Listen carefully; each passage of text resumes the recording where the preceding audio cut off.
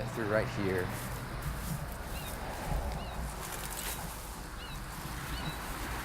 All right, so about 10 feet in here, there you can see Cordoba Ranch.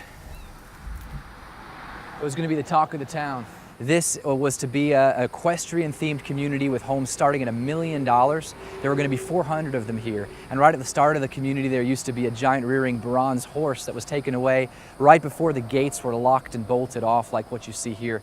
It was going to be an absolute gem in the Tampa Bay area, but not one home was built. And all you have now is miles of paved asphalt and not one home to show for it.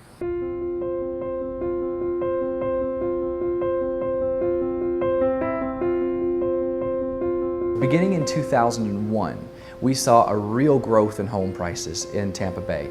Builders started to come in and build to get on that train as rapidly as they could, and creating a whole new level of demand for housing that wasn't there for a long, long time. And on June 2006 is when everything changed.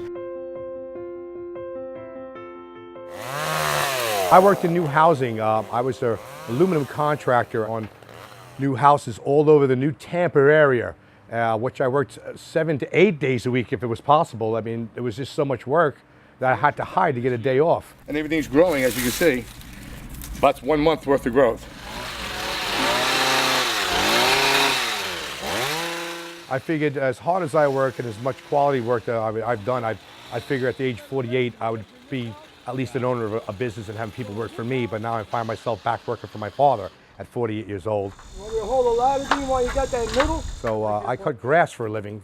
I went from being an aluminum installer to cutting grass at $5 an hour. Try to pay your bills with that. It's not working. He worked all his life since he's a little boy. He was making pretty decent money when he lived in New York.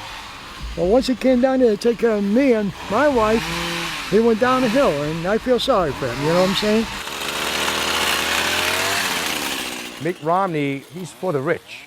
Right now, we're in a state of disaster in this country here, and I don't think Mitt Romney is the answer. I think we're going to have to go 4 more years with Barack Obama and see if his planning will work. Hopefully things will pick up if they just let him do what he's got to do and back him up a little bit. The future looks bleak right now with both of them right now, but we're going to struggle on with what we got.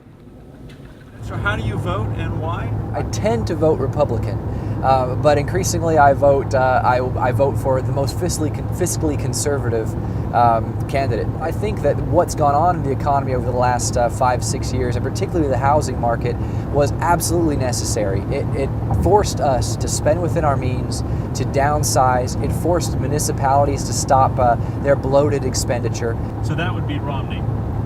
Yes, of the two candidates, it will be Romney. I don't see any signs from the Democrat Party that they think that belt tightening in a serious way is the right way to go.